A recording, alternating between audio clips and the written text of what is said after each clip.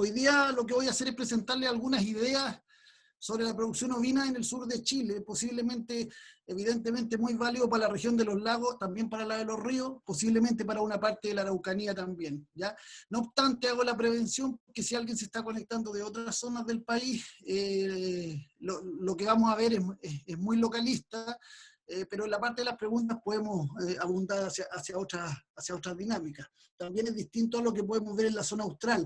Así que, ¿por qué? Porque justamente una de las cosas que voy a mostrar yo es que la realidad de nuestra región, en términos de estructura productiva, nos pone desafíos distintos a las de las zonas que están más hacia el sur, ¿ya? Eh, para partir, me gustaría hacer simplemente la analogía de cuando uno construye una casa, ¿cierto? Cuando uno construye una casa, una de las partes más entretenidas de construir una casa son las terminaciones, porque ahí es donde uno pone el gusto, las cosas bonitas, la pintura, los arreglos, la escalerita, la baranda, ¿cierto? Pero evidentemente el constructor de lo primero que se preocupa no es de las terminaciones, sino de la obra gruesa de la casa, los pilares, los fundamentos, lo que va a sostener la casa y le va a dar su durabilidad a largo plazo. Un poco esa es la idea de la presentación de hoy. Yo voy a hablar de la producción ovina, de lo que deberíamos esperar de ella, pero voy a hablar de aquellos aspectos que son fundamentales. Hay mucha alegoría que le podemos poner encima a la producción, pero yo me quiero centrar en aquellos aspectos que tenemos que superar si queremos que la producción ovina sea una palanca de desarrollo de la región. ¿Ya? Para eso, voy a partir hablando primero que nada de las ventajas que nos ofrece esta especie que son las ovejas, la especie ovina, esta especie que nos acompaña hace 14.000 años en el planeta, ¿cierto? Y que tiene varias particularidades que vale la pena revisar muy rápidamente. La primera, y más importante, es que es un animal, es un rumiante que nos da más de una cría, ¿ya? El hecho de que tengamos un rumiante que nos pueda dar 1, 2 y hasta 3 corderos es una maravilla biológica que lleva el signo peso en la frente, evidentemente, sobre todo en una región donde no siempre vendemos por kilo, sino que vendemos por unidad. Por lo tanto, tener 3 corderos versus tener 2 versus tener 1 hace una diferencia notable. Entonces tenemos un animal que es capaz de tener una alta prolificidad. En segundo lugar, es un animal que tiene una alta rusticidad de especie, ¿ya? Hasta las razas menos rústicas tienen bastante rusticidad, valga la redundancia, y tiene una alta eficiencia alimentaria. En general no existen las praderas para ovejas, las ovejas comen en cualquier pradera. Son capaces de transformar todo tipo de materiales en carne, leche, lana y cuero, ¿ya? Desde ese punto de vista son muy útiles porque cualquier superficie la puede pastorear con ovejas solo regulando la carga, ¿ya? Una cuarta ventaja ovina, que es muy importante, es que la oveja tiene un ciclo anual. Es decir, como bien lo saben ustedes, ¿cierto? Lo que uno invierte en la oveja en el año, lo puede recuperar en el año. Las inversiones más de costos variables. Evidentemente las inversiones duras, galpones y otras cosas se amortizan en varios años.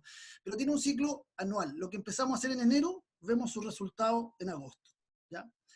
Y lo cuarto, y también es una ventaja de los ovinos, es su alta plasticidad ambiental. Las ovejas están desde los desiertos del Asia Menor hasta las tundras de la zona preantártica, y se adaptan a todas las condiciones. Ya nosotros acá en Chile tenemos una gran cantidad de variabilidad ambiental desde Arica a Magallanes y en todas las regiones del país tenemos ovejas. En algunas partes son más eficientes, en otras menos eficientes, pero esta habilidad de las ovejas para desenvolverse en los ñades, en la precordillera andina, en la precordillera de la costa, en zonas húmedas, en zonas secas, la verdad las cosas que hace de esta especie una especie que es muy versátil para la producción. Entonces, tenemos unas ventajas que tiene el animal, pero al mismo tiempo tenemos unas particularidades con las que hay que tener ojo, ¿ya? Yo siempre pongo estas ventajas ovinas porque uno de los problemas que hemos tenido en la región para el crecimiento y desarrollo de la ovejería es que la hemos considerado una vaca chica. Y cuando la consideramos una vaca chica y hacemos la transferencia de todas las habilidades que conocemos del bovino hacia la oveja, hay ciertas cosas que son distintas, aquí hay algunas, pero en las particularidades que son condicionantes, hay otras que son muy importantes para la producción. La primera es que todo el negocio ovino se basa en una hembra preñada en época sin alimento y de mayor rigor climático, es decir, la oveja entre mayo y agosto están en su último tercio de preñez, es cuando más alimentación necesitan, y justamente la época en que nuestras praderas crecen menos, y donde tenemos el mayor climático. Y por lo tanto, un negocio que en ese sentido tiene un riesgo asociado a la parte crucial del negocio, ¿ya?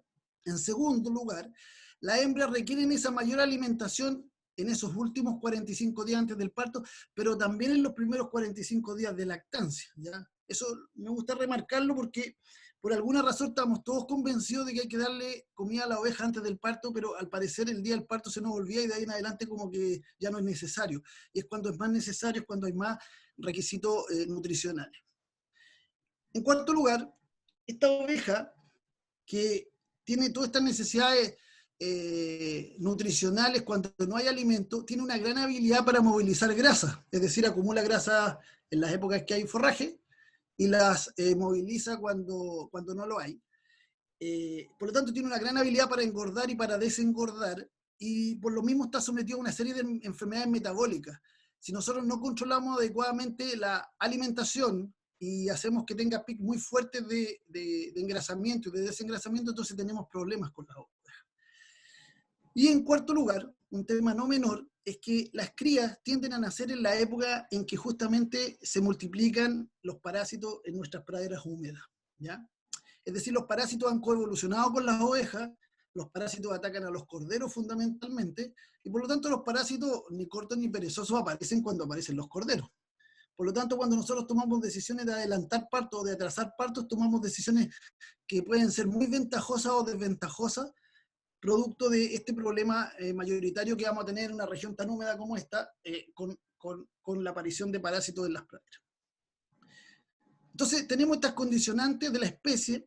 Estamos en la región de los lagos, y en la región de los lagos, perdón, se me olvidaba decir un tema no menor también, y es que a las ovejas la pezuña les crece permanentemente. Como la oveja evolucionó en zonas áridas, zonas desérticas, la pata está hecha para gastarse, ¿ya? Nosotros tenemos suelos trumados, suelos húmedos, suelos blandos, y por lo tanto en nuestras condiciones esa pezuña va a crecer permanentemente, y por lo tanto tenemos que hacer una mantención ahí. De no hacer la mantención en la pezuña crece, la pezuña se daña y genera problemas de cojera, ¿ya? Entonces, ¿cuáles son los datos de nuestra región de los lagos? Lo primero, y lo mencionaba recién el Ceremi, nosotros tenemos 322.327 cabezas ovinas contabilizadas en el último censo. Somos, después de las regiones australes, la región que tiene mayor cantidad de cabezas ovinas, ¿ya? ¿Cómo se reparten en la región? Bueno, casi la mitad de las ovejas están en Chiloé, 144.000 están en el archipiélago de Chiloé. En segundo lugar, 82.000, casi 83.000 están en Yanquihue, ¿ya? En Osorno hay 67.000 ovejas, y en Palena, bueno, del orden de los 28.000, esto antes del volcán. Podrán ser unas menos, unas 25.000, 23.000 habrán. Pero en términos prácticos, ¿cierto? La realidad regional también es que las ovejas se concentran hacia el sur, ¿ya? Las ovejas están concentradas hacia el sur. La zona de Osorno no es la zona que tiene la mayor cantidad de ovejas.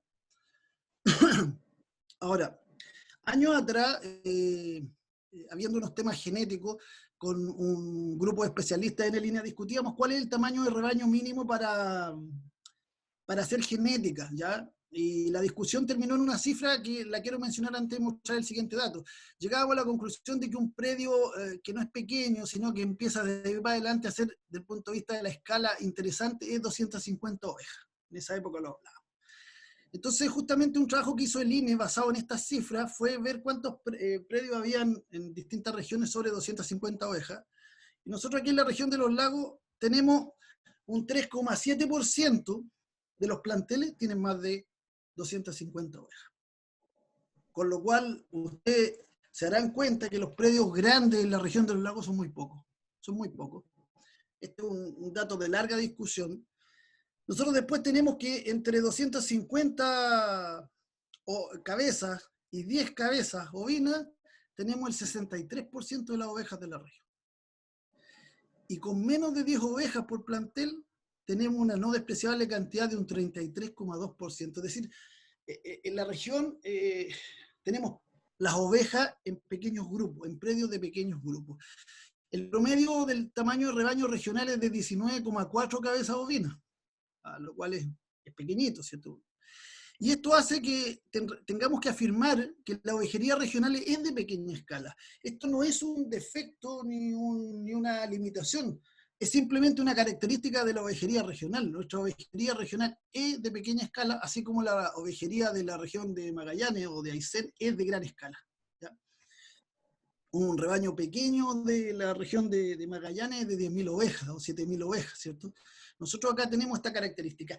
Y por lo tanto la producción regional que nosotros podemos hacer se tiene que basar en entender que vamos a tener este gran mercado de rebaños pequeños, donde la pregunta es, ¿podemos hacer producción? No podemos hacer producción. Esto es una discusión larga que hemos tenido, ¿cierto? Y aquí en este punto, también quiero, antes de pasar por los pilares, definir algunos requisitos para que le llamemos producción. ¿Ya? Yo sé que esto es una discusión larga porque uno dice, bueno, vi el otro día 10 ovejas debajo de unos manzanos y eso claramente no es producción. Y uno dice, ¿por qué no es producción? ¿Por el número de ovejas? ¿Porque estaban debajo de los manzanos? ¿Por qué no es producción? ¿O por qué si pudiera ser producción? ¿Por qué lo menciono? Porque muchos de los mejores productores de ovinos que yo conozco en esta región y en otras, muchos de ellos partieron con menos de 10 ovejas. Entonces la foto de las 10 ovejas puede ser una partida y también puede ser una realidad permanente. También hay personas que tienen, como dicen, yo tengo ovejas ahí para sacar un par de asaditos y no mucho más. ¿Ya? Entonces, ¿cómo vamos a definir producción? Lo primero, importante, sobre todo que entiendo que en la conferencia de hoy día ¿cierto? Hay muchos asesores técnicos, mucha gente de Prodesal, PDT, ¿cierto? Es que tiene que haber un objetivo económico en un rebaño. A mí me da lo mismo el tamaño del rebaño, pero tiene que haber un objetivo económico. Es decir, yo busco que esas ovejas me ayuden a pagar las cuentas y además me permitan los recursos para que esas ovejas tengan un buen pasar. Eso es lo primero que tiene que haber. Cuando el objetivo de un productor con las ovejas es el hobby, me gustan las ovejas, las tengo porque mi nieta las disfruta el fin de semana, las tengo para que me corten el pasto o las tengo para comerme un asado, el fin de semana, es difícil hacer producción, porque la producción requiere algunos esfuerzos y algunas inversiones que tienen que ir más allá del simple, la simple motivación de la entretención. Un segundo aspecto importante es que para que haya producción tiene que haber un ciclo productivo que tenga etapas con sentido biológico. ¿Ya? A las ovejas no les importa el año calendario, tampoco les importa mucho cuando uno empieza a pagar los impuestos, la renta o cuando no, o cuando se aprueban los proyectos. En cada región hay una época en que se produce el inicio del ciclo ovino y donde termina el ciclo ovino. Más hacia el sur, entre más nos vamos hacia el sur, el ciclo ovino empieza más tarde. Y entre más nos vamos hacia el norte, más temprano. En la Araucanía, por ejemplo, en diciembre, ya se está haciendo la selección y por lo tanto se está definiendo el plantel que va a quedar hacia el futuro.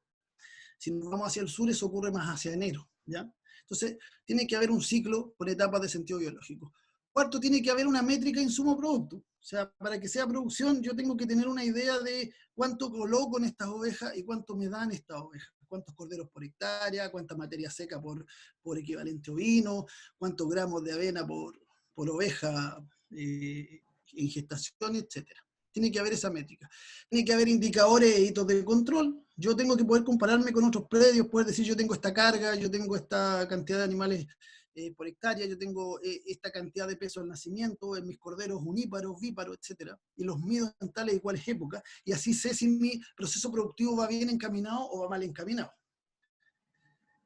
Y tiene que haber un tomador de decisiones. Y en este punto me detengo un poquito porque en muchos planteles ovinos uno, ¿cierto?, pregunta, dice, ¿y esta oveja? ¿Cómo lo hacemos para venir a revisarla? Y a uno le dicen, no lo sé porque son de mi hijo. Yo se las veo nomás, yo se las cuido. Ah, no, que son, como decían delante, son de mi nieta. Ella viene los fines de semana, habría que preguntarle a ella. Nosotros las tenemos nomás, nosotros las vemos. Es difícil hacer producción cuando el tomador de decisiones no está conectado directamente con el recurso con el cual nosotros queremos hacer producción. Entonces, más que definir esas 10 ovejas por hectárea hacia arriba o hacia abajo, es importante, la escala es importante sin duda, pero estos aspectos tienen que estar presentes cuando uno dice aquí vamos a hacer un proceso productivo basándonos en ovejas en esta región. ¿Ya?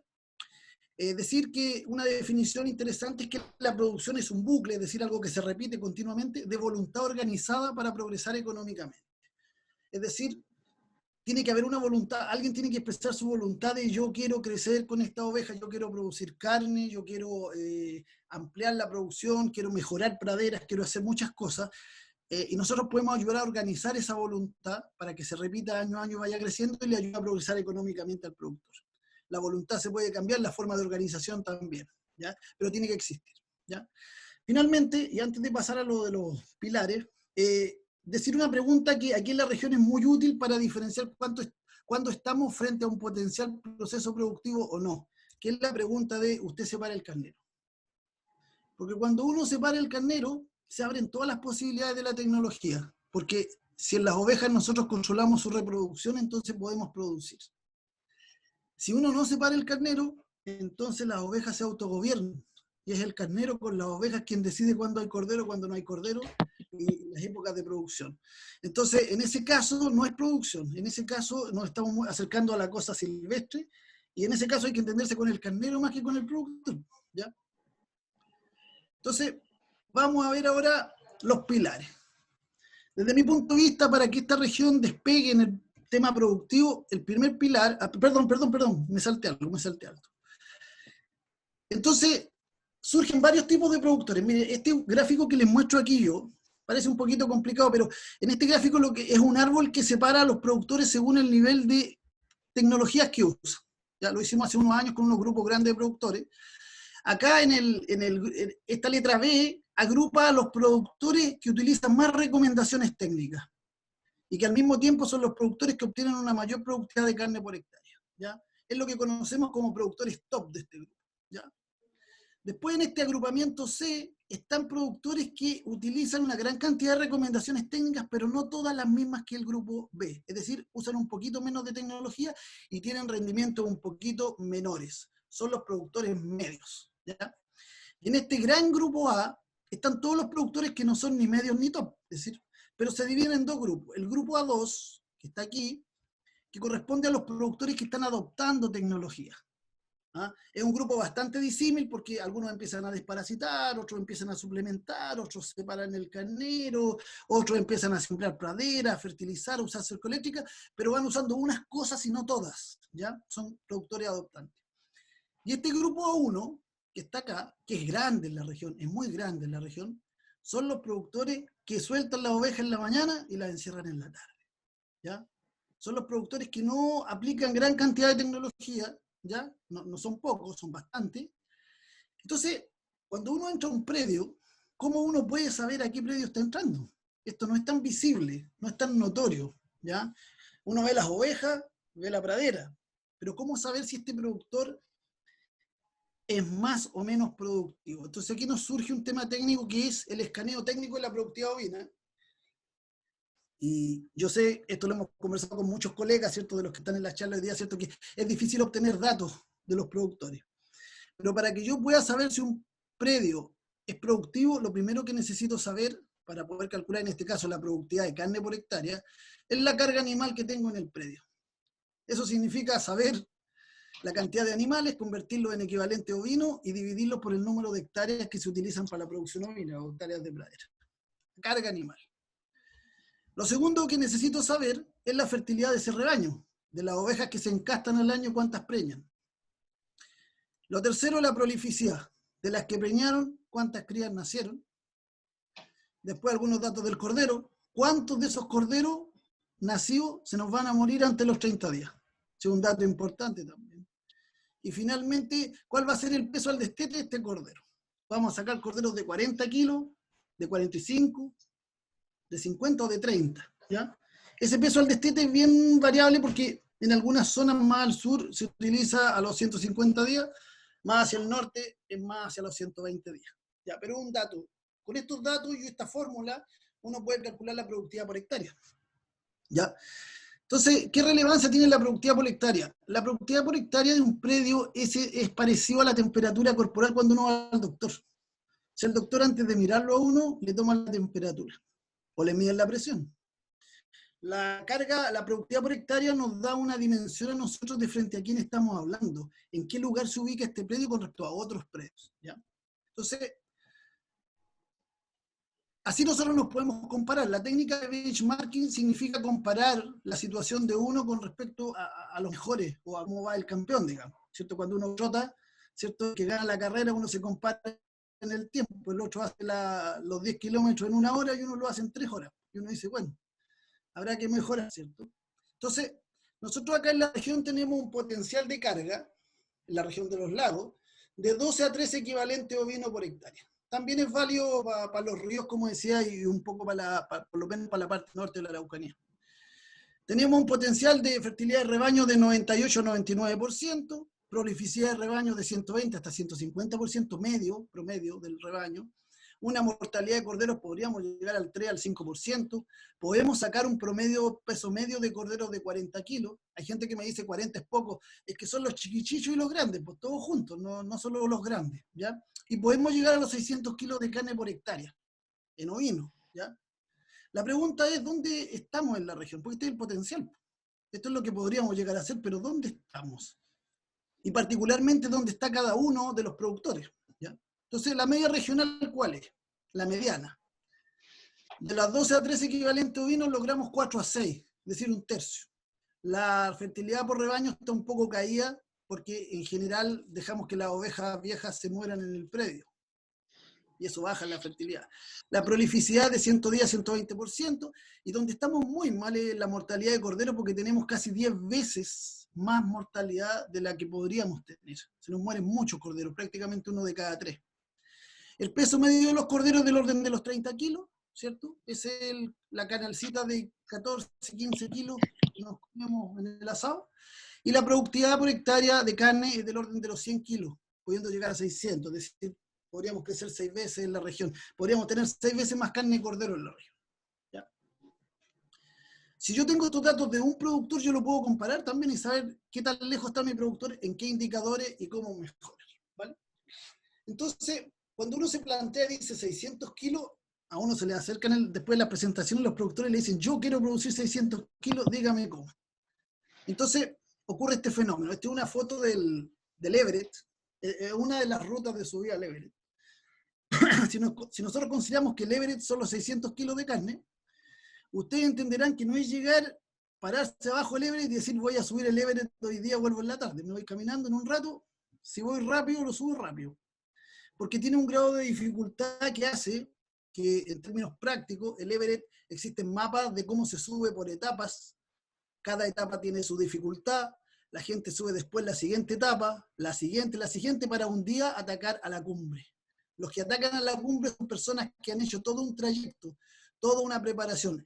Y para esta preparación hay un equipamiento y un entrenamiento básico, que son los pilares del escalador. El escalador, aquí no puede llegar uno de nosotros y subir el Everett. Tiene que prepararse antes, tiene que ir con un equipamiento mínimo. Y por lo tanto, si yo utilizo el mismo símil con respecto a los ovinos, yo tengo que entender que cada etapa para ir de los 100 kilos de carne por hectárea a los 600 requiere dificultad, requiere recursos, requiere esfuerzo y requiere estrategia distinta. ¿Ya? ¿Se puede? Sí se puede, lo podemos hacer, pero tenemos que entender primero la dimensión del desafío. Dicho eso, el primer pilar de la producción ovina en la región es separar el carnero, y perdónenme que me repita con el tema, pero si yo separo el carnero, ¿cierto? Yo defino esta fecha que es la fecha de parto. Aquí están los 3 etapas biológicas de la oveja durante el año: el apareamiento, la gestación y la crianza. Todas estas etapas se definen por esta fecha de parto. ¿Ya? Y los manejos se definen de suplementar antes de la fecha de parto, ¿cierto? Vacunar la oveja 20 días antes del parto, suplementar la oveja 45 días antes del parto. Evidentemente, si yo no sé cuándo es el parto, es difícil empezar a saber cuándo empiezo a suplementar. O cuándo voy a vacunar las ovejas, si no sé cuándo va a parir. Y para que pueda haber este parto programado, tiene que haber una fecha de encaste, una fecha donde el carnero entra con la oveja. Si yo sé esa fecha de encaste, si yo defino esta fecha de encaste, entonces antes del encaste puedo hacer la desparasitación y el despalme, la selección y preparar los animales. Es decir, yo puedo organizar un proceso productivo, sí y solo sí, yo programo la reproducción y no el carnero. ¿Ya? También la vacunación de corderos coloco acá como etapa importante del manejo. Entonces, Lo primero que deberíamos preocuparnos en la región es que tenemos que hacer que todos los productores programen la reproducción de nuestros animales. Aquí no es importante si alguien hace la reproducción vía monta dirigida, o si la hace más estricta o menos estricta, o si usa inseminación, si hace, qué sé yo, le pone hormonas. Aquí lo importante es que podamos tener una fecha probable de parto y una época de parto de la oveja. Entonces, programar encaste, saber hacer pintar de pecho y todas estas cosas son tecnologías importantes para poder sostener el primer pelar, que tiene que ver con que el carnero empiece a reproducirse con la oveja cuando a nosotros nos es conveniente que ocurra. Hay 3 tipos de preocupaciones en la región: los que no separan el carnero de lleno, los que solamente separan el carnero y no hacen nada, y los top, que son los que programan los partos. ¿Ya? Y pintan el pecho y anotan en una libretita y saben en qué fecha ya no pueden salir a reuniones ni estar en los seminarios virtuales porque tienen que estar atendiendo los partos. ¿Ya? El segundo pilar es que no se nos mueran los corderos. Es tan simple como eso, que no se mueran. Los corderos ya nacieron, no se pueden morir, ¿cierto? Hoy día empezaron a nacer corderos en muchas partes. Entonces la primera prioridad, más que preocuparnos de que nazcan más o menos corderos, es que los que nazcan no se mueran. Para eso, ¿cierto? Nosotros tenemos que entender que la principal causa de mortalidad de los corderos es que las madres no estaban en una adecuada condición corporal cuando se encastaron. Es decir, si hoy día estamos en el mes de agosto, esta pega de condición corporal antes del encaste es una pega de enero y febrero.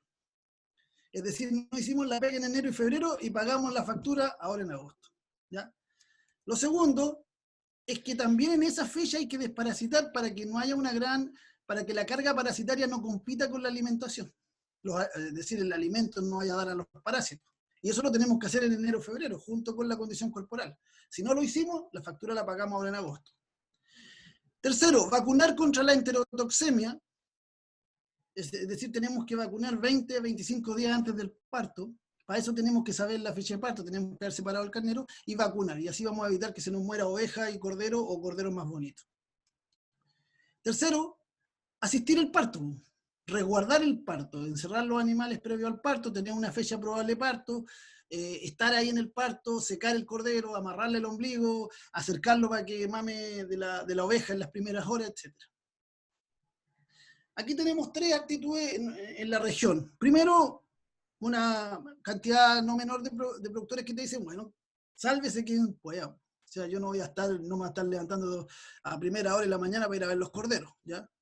Las ovejas siempre han parido solas. Eso le dice una parte. Hay otros productores que le dicen, no, yo me preocupo y dosifico mis ovejas y las preparo, las fortalezco para que lleguen bien al parto. Y hay un tercer grupo que son los top, los productores top, que son los que dicen, yo acompaño los partos. Es decir, yo voy todos los días en la mañana, pesco a las ovejas que han parido, las entro al galpón, le seco el cordero, le amarro el ombligo, etcétera, etcétera. ¿Ya? Pilar número 3. Fundamental, tener una buena pradera. Yo no voy a hablar de materia seca por hectárea, que es algo importante y hay que medirlo, pero buena pradera. Y una buena pradera evidentemente no es esta. No es una pradera donde la oveja está permanentemente caminando para poder encontrar alguna brina de pasto. ¿Ya? Esa no es nuestra estrategia. Nuestra estrategia es una pradera, ¿cierto?, que tiene forraje, que ojalá yo la pueda seccionar lo más posible para que la oveja no mañosee, ¿no? Pero una buena pradera. ¿Cómo sé yo cuando estoy en una buena pradera, aunque no haya hecho los estudios de materia seca correspondientes? Porque hay trébol, porque por lo menos puedo sostener unas 7 cabezas por hectárea, porque me salen corderos de 37 kilos y por ahí de 35 para arriba. Si yo estoy con corderos de menos peso que eso, a destete, quiere decir que tengo problemas de alimentación y posiblemente una de las variables sea la pradera. ¿Ya? Hay 3 tipos de situaciones que uno ve. El productor que maneja la pradera como una alfombra, es decir, nunca se recupera la pradera, siempre está ahí siendo chancá por los animales. Un segundo grupo de productores que ajusta la carga, es decir, no mejora la pradera, pero le pone menos ovejas o le pone las ovejas que ese tipo de pradera puede soportar. Y un tercer grupo que es creciente en la región y que yo creo que por aquí está una de las posibilidades de crecimiento y desarrollo del sector ovino, que son los que rezagan pocheros y fertilizan pocheros. No todos, pero por lo menos 1 hectárea, 2 hectáreas, de un total de 10 o 15 hectáreas, las van mejorando y las van rezagando. ¿Ya? Pilar 4. si vamos a tener pradera y vamos a tener oveja, hay que comerse todo el pasto, ¿ya? Comerse todo el pasto suena fácil, y yo creo que todos los que nos dedicamos a esto sabemos que no es tan fácil, aunque sea con oveja, ¿ya? Si pongo aquí 4 tipos de pradera, desde los chaurales del sur, las praderas naturales sin fertilizar, las praderas naturales fertilizadas medianamente y una pradera sembrada de valleca trébol, si yo utilizo un sistema de pastoreo con los animales sueltos, digamos, pasando de un potrero a otro, voy a tener una tasa de utilización del 50%. Y eso significa que en el caso de esta subpradera voy a poder tener 7 ovejas. Y en el caso de esta 5, 2 y media y 1. Pero si yo manteniendo las mismas praderas, exactamente la misma pradera, yo mejoro mi sistema de pastoreo, por ejemplo, a través de una rotación vía potrero, yo automáticamente aumento la cantidad de animales que puedo tener. Aquí puedo pasar de 7 a 11, de 5 a 7, de 2 y medio a 3 y medio y de 1 a 2. No es mucho, ¿cierto? Uno irá acá, pero bueno, es un chaural, ¿no? Y si yo le meto cerco eléctrico a esto, yo paso a consumirme el 90% del forraje que crece. Puedo llegar a tener hasta 12 animales aquí. 8 y medio, 4 y medio, 3. ¿Ya? Lo que trato de decir con esto es que el sistema de consumo del forraje es fundamental para que seamos eficientes, ¿ya? Pero claro, yo sé también que es bastante más, se necesita más pega, más dedicación, más estar ahí para poder tener un sistema de pastoreo con franja, evidentemente que es así. Pero es fundamental saber que este es el pilar de la eficiencia productiva en ovino, ¿ya? Lo recomendable como mínimo es tener 5 estaciones de pastoreo continuo, si es que uno no puede tener cerco eléctrico, por lo menos tener 5 pocheros para que roten los animales, ¿ya? Aquí tenemos tres estrategias. La primera, que las suelto y que ellas busquen, como digo yo, los productores que sueltan en la mañana y encierran en la tarde. Los que tienen sus 5 pocheros y los van rotando y van entendiendo que un pochero aguanta más, el otro menos, y así van programándose. Y los top, que son los que usan cerco eléctrico, y los que ya saben y calculan franjas diarias, consumo de los animales. El quinto pilar es suplementar. Yo se lo he mostrado, esta gráfica muestra 3 praderas, una pradera sembrada en verde, una pradera mejorada en rojo y una pradera natural en azul. Las 3 praderas tienen una diferencia de producción de materia seca muy importante. La natural produce 3 toneladas, la sembrada 14 toneladas y la mejorada 9, pero las 3 tienen una particularidad. Entre julio y agosto casi no produce. Y nosotros lo sabemos. Sabemos que por mucho que crezca la pradera, ese crecimiento va a ser en primavera-verano. Por lo tanto, aquí, que justamente cuando las ovejas están preñadas, tenemos que suplementar. Y el pilar de la suplementación implica, primero que nada, ser capaz de suplementar individualizadamente, no es tirarle grano a las ovejas porque las más grandes le comen a las más pequeñas, y empiezan las enfermedades metabólicas porque la oveja más grande engorda más de lo que debería y la más flaca no recibe lo suficiente. Salen minerales, tenemos que dosificarlas también. Agua, si empezamos a encerrar animales y a darle suplementación, tenemos que dar agua. Y pese a ello, hay 3 grupos, son los que simplemente no suplementan. Hay personas que casi por principio dicen, no, a la oveja no se le da nada. Si hay algo para dar, es para los bueyes, ¿cierto? Otros que dicen, doy si hace falta. Esto es una de las situaciones más riesgosas, es decir, llegan a esta fecha de agosto y la oveja está muy flaca y deciden darle ahora. Que sepan ustedes que la oveja que está pariendo hoy día y le empiezo a dar yo recién hoy día, ya no arreglo mucho, no arreglo el peso del nacimiento del cordero. Puede que el cordero ya esté condenado ya su sobrevivencia ya no está demasiado, con pocas posibilidades. Por lo tanto, dar si hace falta, el problema es cuando te das cuenta que hace falta, y la mayoría de las veces es tardíamente. Y los C, los top, que son los que programan la suplementación y en el mes de enero ya están averiguando a cuánto va a estar la avena o la cebada y compran para la cantidad de animales que tienen. Sexto pilar. Si decíamos al principio que las ovejas son prolíficas, entonces 2 corderos por oveja. ¿Por qué no? ¿Por qué no 2 corderos por oveja? Ya, no 3, porque 3 es un problema, pero 2 corderos por oveja. Entonces, El 2 corderos por oveja es la ventaja fundamental que nos da la especie. Para eso, tenemos que entender que tenemos que prepararnos porque igual vamos a recibir de a 3. Y cuando recibamos de a 3 tenemos que ser capaces de hacer calostro artificial y hacer algunas técnicas ahí para que sobreviva ese tercer cordero. Tenemos que manejar la condición corporal al dedillo para poder manejar dos corderos por oveja. Ovejas tienen que entrar con una condición muy buena al encaste. Tenemos que suplementar obligatoriamente si queremos tener una prolificidad más alta. Tenemos que las corderas que vamos a dejar a encaste, mínimo 50 kilos de peso al encaste, porque si no lo que vamos a tener son nacimientos de corderos muertos.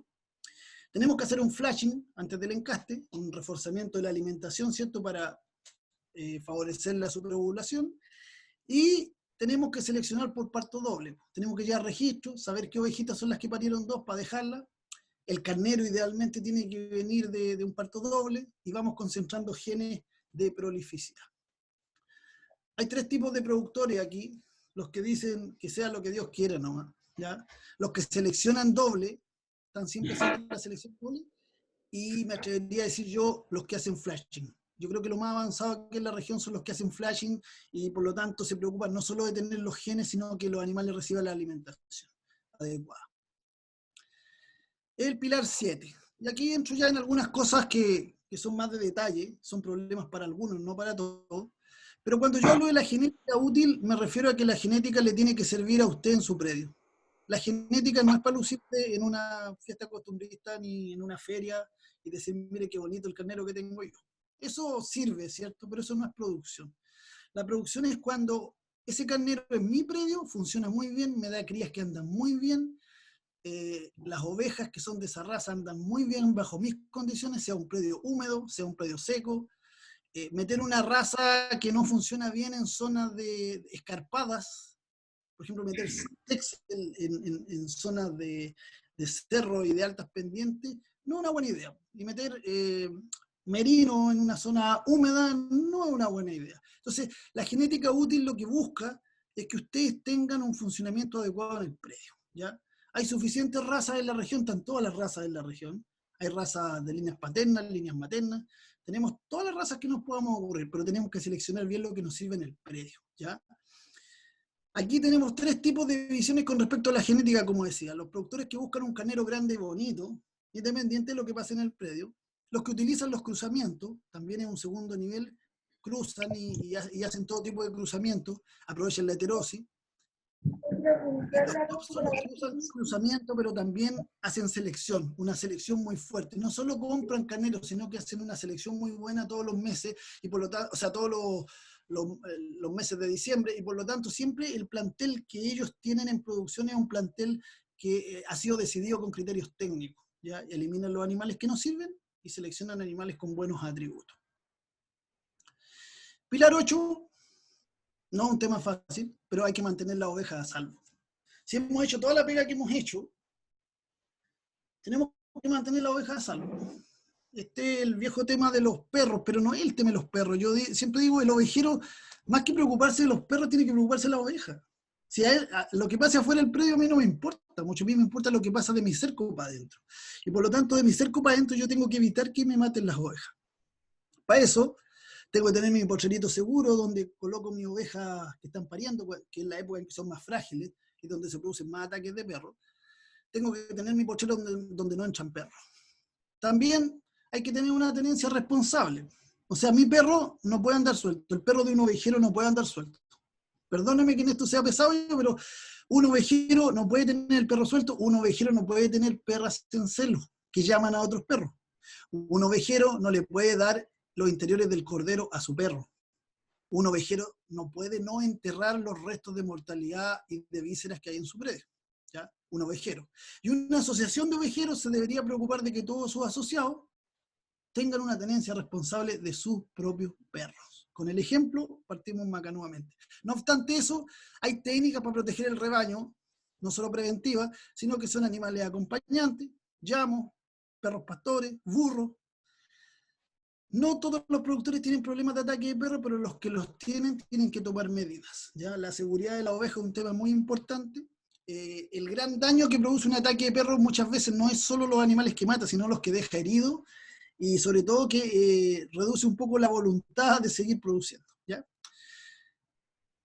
Aquí hay tres actitudes que uno ve mayoritarias: la de que ojalá no pase nada, sin hacer nada al respecto; la de que yo protejo mis ovejas; y la de algunas asociaciones que en varias regiones ya está empezando a emerger, que es la de entre todos protegemos nuestras ovejas. Criamos perros pastores en la asociación, trajimos burros con la asociación, capacitamos a nuestros productores con la asociación.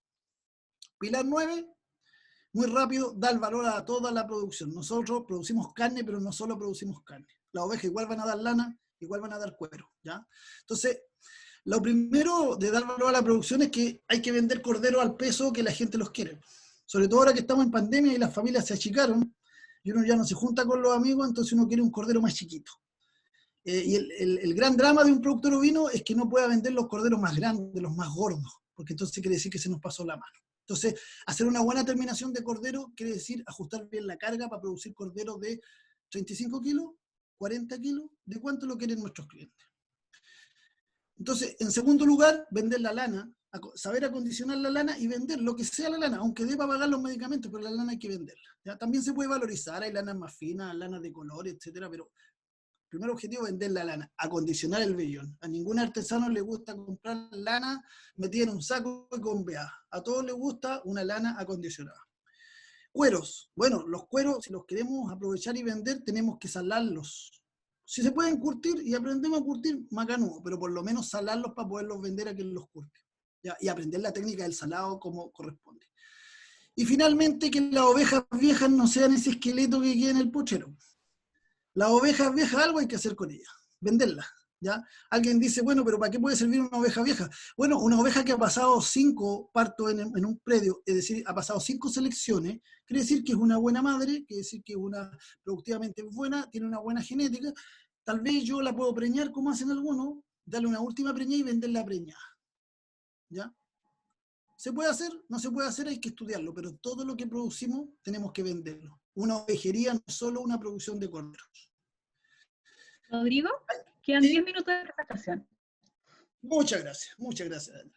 Bueno, finalmente decir que hay tres actitudes en la valorización de la producción: el que vende el cordero no, el que vende el cordero y su lana, y el top son los que venden todo lo que producen. Hay algunos que hasta hacen asado de cordero en los campos y venden agroturismo, ¿ya? Finalmente, asociarse para crecer. 10, yo creo que es fundamental. He escuchado varias veces al CEREM hablar de las cooperativas y de la asociatividad, creo que es fundamental en los productores ovinos, porque varias de las cosas que hay que hacer en ovino son más fáciles de hacer cuando se está junto, como la esquila, la venta de lana y otras cosas. Hay varias asociaciones en la región ya, desde Chiloé hasta acá, hasta San Juan de la Costa, ¿cierto? Si hay mesas ovinas o cooperativas ovinas, son formas de avance, pero lo más importante para todas estas organizaciones es que en algún momento logren tener esto, un plan estratégico. Cuando las asociaciones se juntan y logran tener un plan estratégico, entonces empezamos a subir un peldaño indiscutiblemente avanzado en la producción.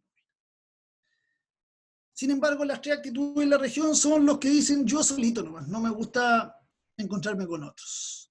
El segundo nivel de asociación es el gremial, asociaciones gremiales, que lo tenía hasta hace un tiempo, y la asociación comercial, que es lo que está emergiendo ahora con las cooperativas, me parece que es el peldaño adecuado para salir adelante. Dicho todo esto, si yo tomara todos estos pilares, estas recomendaciones, y las aplicara, por ejemplo, si yo tengo 10 hectáreas, veíamos que las 10 hectáreas es como el productor, un 36% de los productores tienen menos de 10 ovejas. Pero yo me quiero centrar en las 10 hectáreas porque creemos que en las 10 hectáreas hay una media de productores en la región, que pueden tener hasta 80, 90 ovejas. Si yo tengo 10 hectáreas y las dedico a la producción y tomo estos consejos, y tomo las tres actitudes que hemos visto en cada uno de los aspectos, ¿qué pasa con mi producción? Lo que nosotros vemos es que si uno suelta y encierra las ovejas, ¿no? En 10 hectáreas uno puede tener unas 40 cabezas, puede alcanzar una fertilidad de 95, una prolificidad de 120, mortalidad en torno al 30%, va a producir un número de corderos de 20, 32 corderos en total, 640 kilos en 10 hectáreas, es decir, 64 kilos de carne por hectárea. Si yo tomo los consejos que toma el grupo B, es decir, los que incorporan algunas de las recomendaciones tecnológicas, pasamos directamente a los 2.000 kilos de carne por hectárea, de 640 a 2.000. Y si yo tomo los consejos de los top, los productores top, un productor de 10 hectáreas podría llegar a los 4.300 kilos de carne por hectárea, o sea, de carne en 10 hectáreas, es decir, 430 kilos por hectárea. Ya, es bastante más que 64. Esto se puede alcanzar en la parte productiva, sí. Ahora, si este mismo productor de 10 hectáreas yo le meto valores, entonces yo me voy a encontrar con que un productor que mantiene el nivel más bajo tecnológico va a generar un ingreso en 10 hectáreas de 1.432.000 pesos. O sea, perdón, de 704.000 pesos. Y va a tener un costo incluida su mano de obra casi el doble. Es decir, va a perder plata. Si yo lo divido por los 12 meses del año, el productor menos tecnológico no se da cuenta, pero pierde 60 lucas mensuales. ¿Ya? Si ese mismo productor de 10 hectáreas, su vecino, que hace algunas de las recomendaciones en el nivel B que mostrábamos recién, va a sacar un margen superior a los costos de 625 lucas mensuales. No va a ganar mucho, pero se va a ganar 52 lucas al mes. Ya no va a perder. Por lo menos va a recuperar una parte de su mano de obra. Pero si yo me concentro en todas las recomendaciones de los pilares que hemos mencionado, ¿cierto? Yo puedo llegar a un margen anual cercano a los 4 millones de pesos y a tener un ingreso con 10 hectáreas nomás de 325.000 pesos mensuales. El equivalente a 325 pesos mensuales, ¿cierto? La producción ovina es anual. Entonces, ¿se genera valor en la producción si uno levanta estos pilares? Sí. ¿Se genera un mejoramiento del ingreso? Sí. Y ese nivel del ingreso implica en el caso de los productores medios casi 2 veces más de ingreso que el productor que no hace nada y casi 6,5 veces si uno aplica la mayoría de estas recomendaciones técnicas. Entonces, en una región con pequeña agricultura, con una FC muy grande en producción ovina en particular, es fundamental levantar estos pilares antes de sofisticar más la producción. Tenemos que hacer muchas otras cosas, podemos hacer muchas más, sin duda, pero estos pilares nos podrían llevar a que esta productividad ayude a pagar las cuentas a los productores, si lo hacen 10 hectáreas, bueno, con más de 10 hectáreas con mayor razón. Para finalizar, solamente decirles que a los que les interese más información de los temas ovinos, hay una página que se llama Biblioteca Remewe, donde ustedes entran, tiene un buscador que aquí uno pone ovinos y le pone buscar, y aparecen todo este tipo de cosas como cómo programar el encaste en pequeñas explotaciones, requerimientos nutricionales de la oveja durante la lactancia temprana de cordero, la mortalidad en las pequeñas explotaciones, etc. Esa es la página, por si alguien quiere entrar, ahí los documentos están en PDF y ustedes los bajan y los pueden usar. Y muchas gracias. Quedo atento a sus consultas. Gracias, Rodrigo, por la presentación. Te comento que hay 149 personas que han estado escuchando durante estos 50 minutos. Está el Ceremi nuevamente con nosotros. Vamos a activarle el audio, el micrófono.